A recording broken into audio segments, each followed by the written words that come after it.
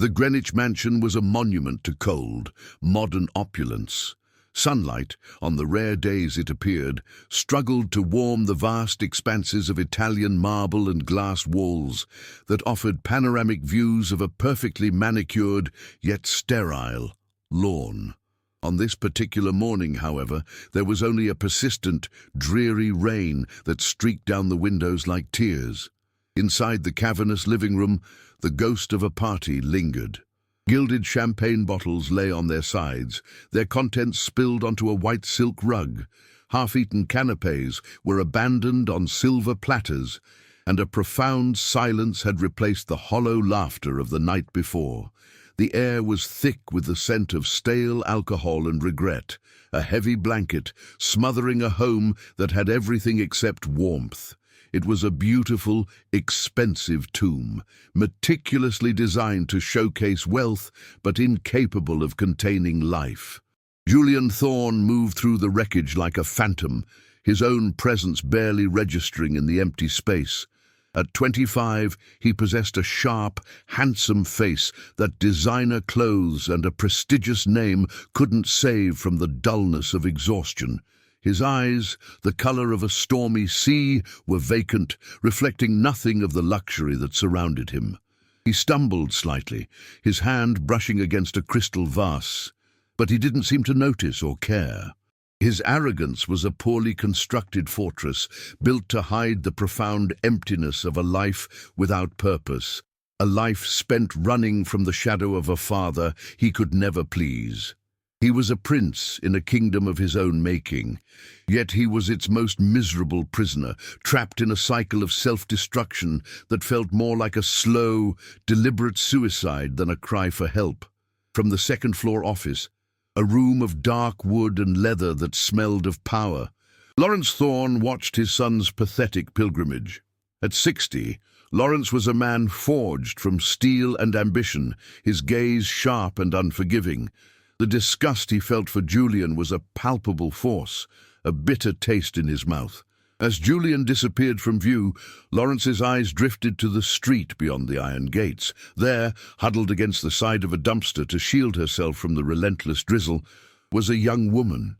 She was absorbed in a tattered paperback, her focus so complete that she seemed oblivious to the cold and damp. In her quiet dignity, Lawrence saw the perfect instrument for his son's punishment. A cruel, calculated smile touched his lips for the first time that day. It was an idea born of pure contempt, a lesson designed not to build character, but to shatter it. Summoned to the office, Julian stood before his father, the scent of last night's indulgence still clinging to him. Lawrence didn't rise. He swiveled in his leather chair, his fingers steepled, and delivered the sentence without emotion. "You are a disgrace to this family. Your free ride is over." He gestured dismissively toward the window. "You see that girl by the trash? You are going to marry her. You will bring her into this house as your wife, a public lesson in humility." Julian's world tilted, the words hitting him with the force of a physical blow. "Do this," his father concluded, his voice like chipping ice, "or you will be cut off, disinherited, thrown out with nothing." The silence that followed was absolute, the sound of a life being irrevocably fractured. It's hard to witness such a moment, and I'm grateful you're here to see it through. Subscribing ensures these stories of human resilience are never left untold. The first few days were a study in cold, silent negotiation. Julian installed Luna in a guest suite at the far end of the mansion, a room larger than any place she had ever lived. Yet it felt more like a gilded cage. He laid out the rules with a detached air of authority. She was to be invisible, to make no demands, and to play her part when required. The household staff, following his unspoken command, moved around her as if she were a piece of furniture, their eyes sliding past her without acknowledgement. Julian retreated into his own world of brooding silence and late-night drinking. The resentment he felt for his father now misdirected at the quiet, unassuming woman who was a living symbol of his humiliation. He had brought her into his home, but he had walled himself off from her completely, leaving her to navigate the sterile opulence alone.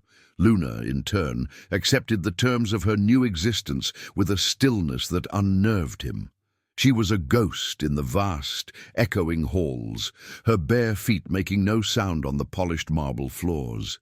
During the day, when Julian was absent or locked in his room, she would explore the mansion's empty spaces.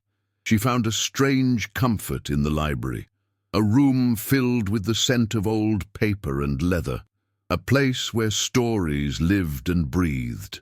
She never touched the expensive clothes he had been forced to buy for her, preferring the familiar feel of her own worn-out sweater. She asked for nothing and expected even less. Her dignity a silent rebellion against the absurdity of her situation.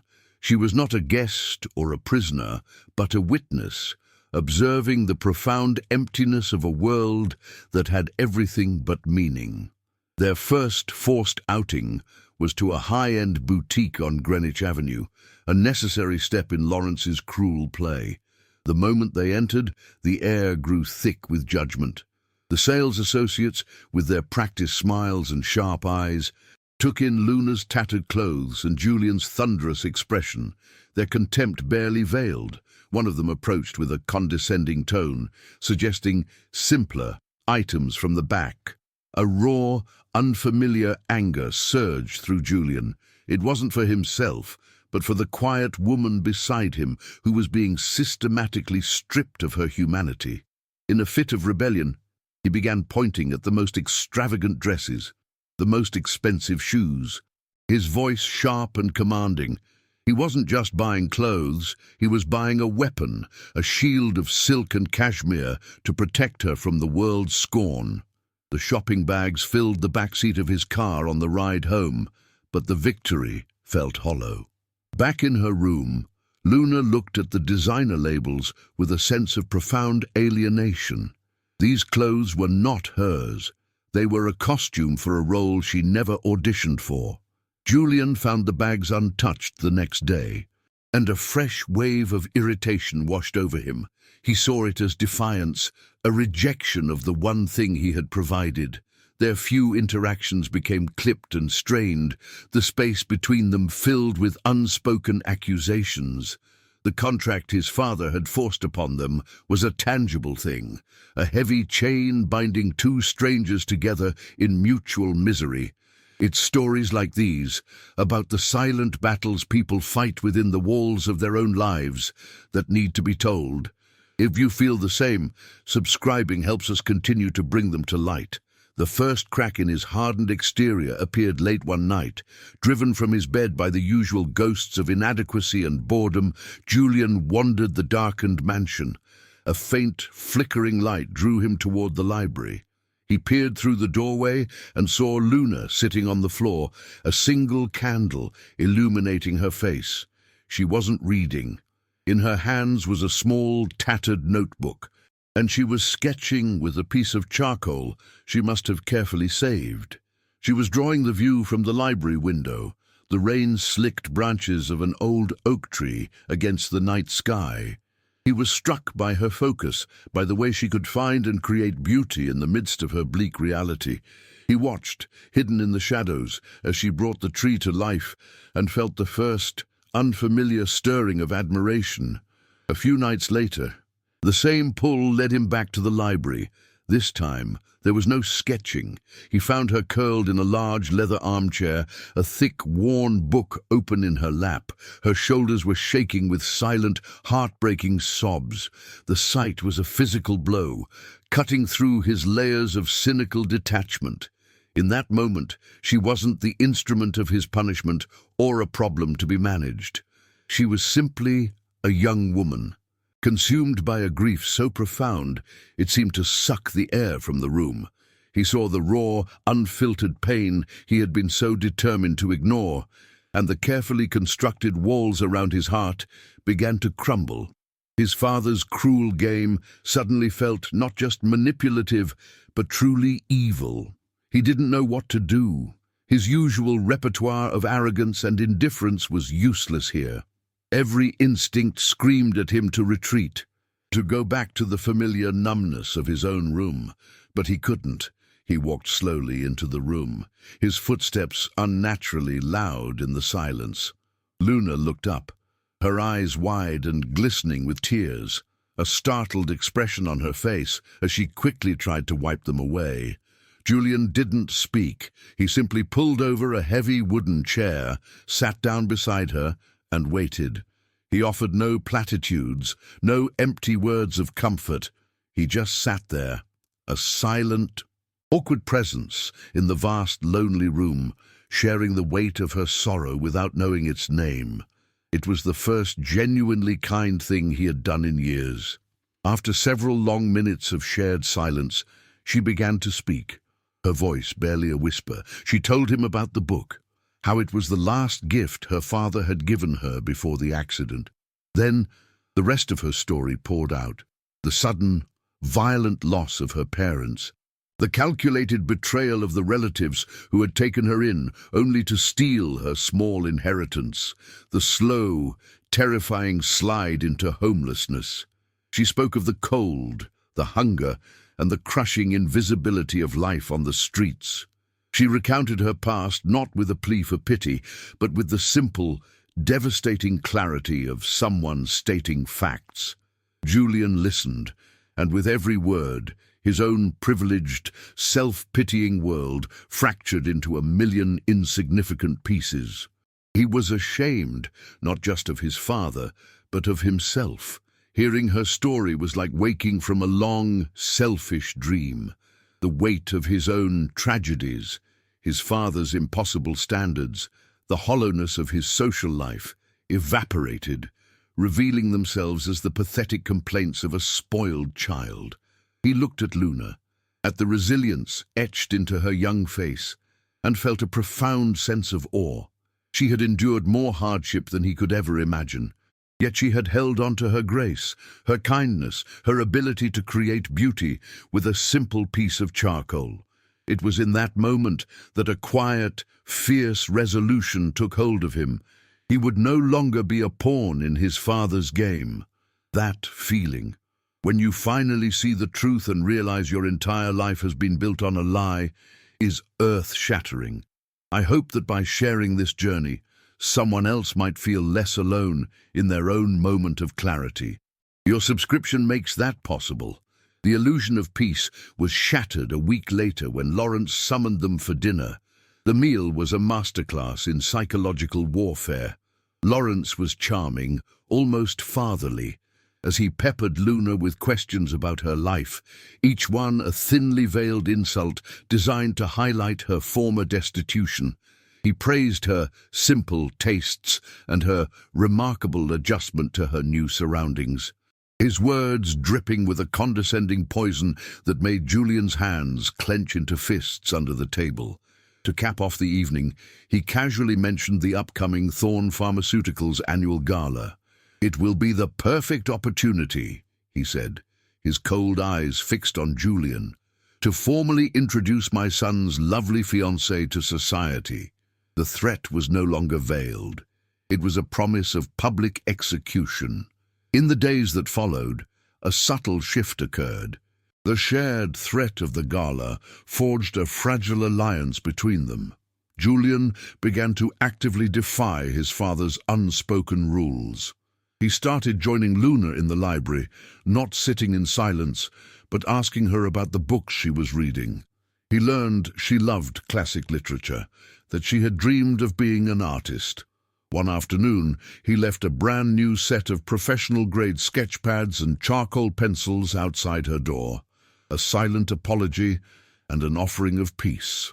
She accepted it with a small, grateful smile that felt more valuable to him than any accolade he had ever received.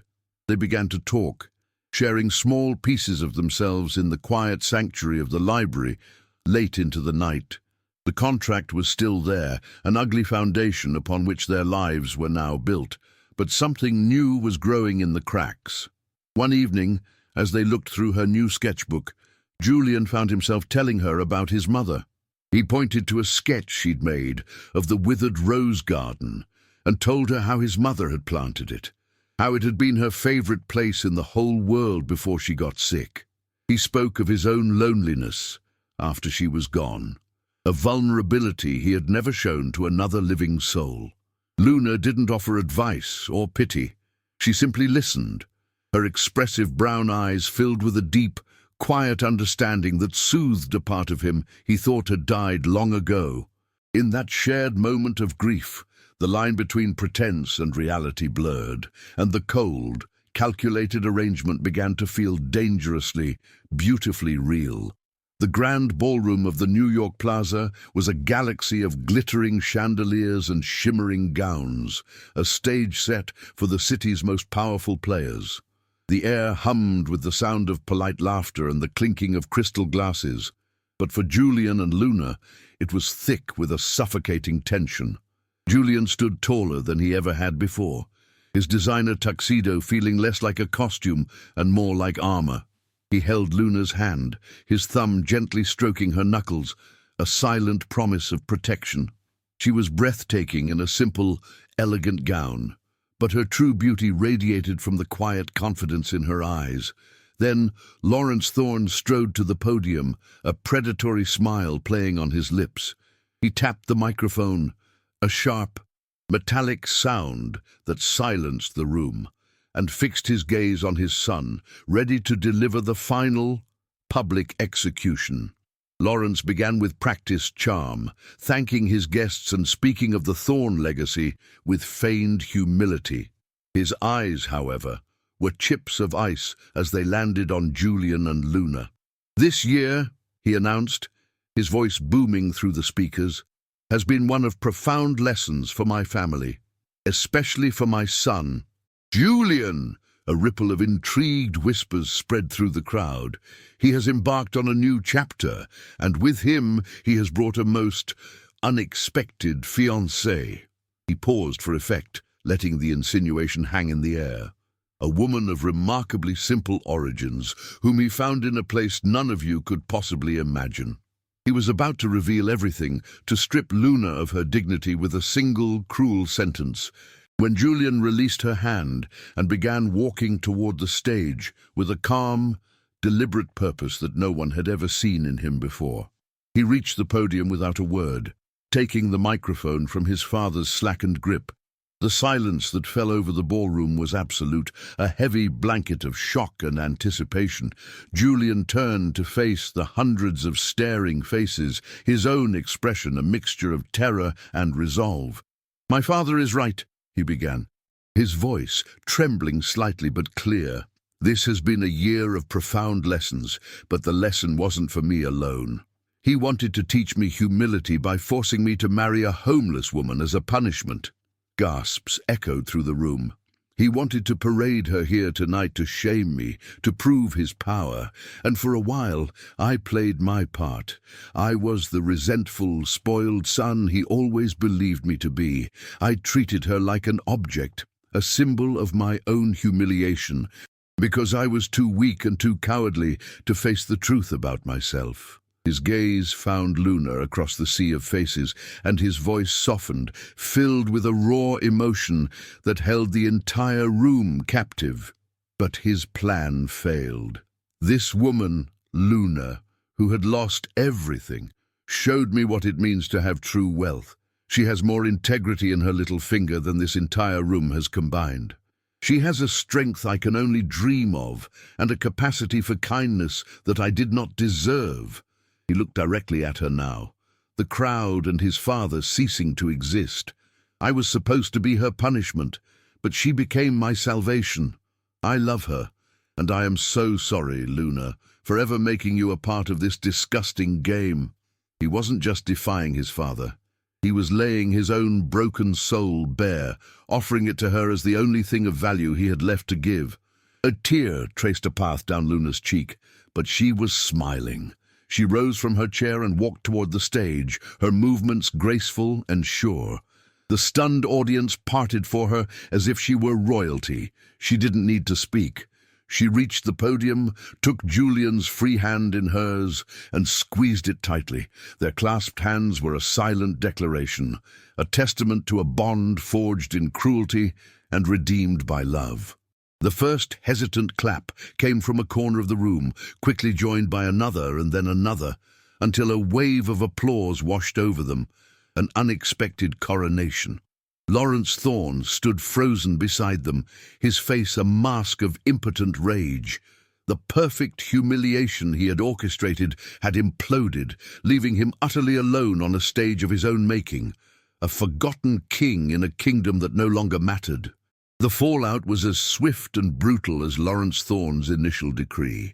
As promised, Julian was disinherited, his name legally and publicly struck from the Thorne legacy.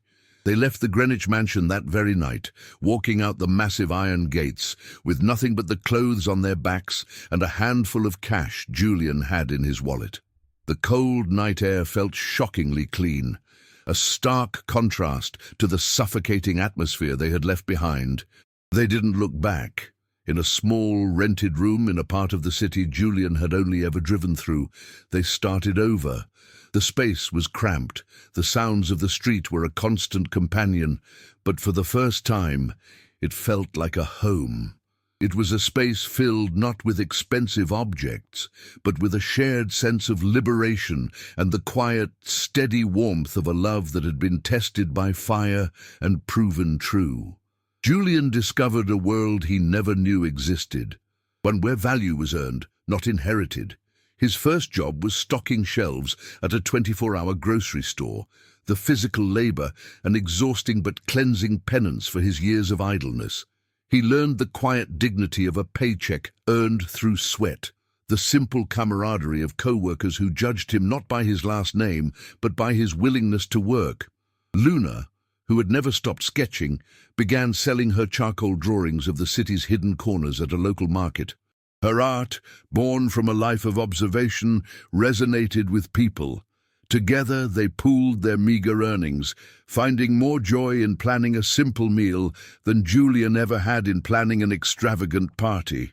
Their past was a constant reminder not of what they had lost, but of what they had found in each other. With the small amount of money they saved, they started a foundation. It wasn't a grand, glittering charity, but a small, grassroots organization they called the Library, dedicated to providing shelter, warm meals, and access to books for the city's homeless. Luna, with her first-hand knowledge, created a space that offered not just resources, but dignity and a sense of belonging. Julian, using the business acumen he never knew he possessed, managed the logistics, finding a purpose that was more fulfilling than any corporate title. They worked side by side, their shared mission cementing their bond. Seeing a life change because of a simple act of kindness, because a story was heard and valued, is a profound gift. Thank you for being part of this journey. Subscribing helps ensure more stories of hope and transformation can be shared with the world. 5 years later, they stood on the steps of a newly acquired building, a larger, more permanent home for their foundation. Julian held Luna's hand, his touch gentle and familiar. The emptiness that had once haunted his eyes was gone, replaced by a deep, steady calm. He was no longer the ghost of the Thorne mansion, but a man who had built a life of meaning from the ashes of his father's cruelty. Luna, standing beside him, looked out at the faces of the people they served, her expression one of profound empathy and quiet strength. The contract that was meant to be a punishment had become their genesis. It had not broken them. It had forged them into something stronger, kinder, and more beautiful. Their love was their true inheritance, a legacy not of wealth or power, but of redemption.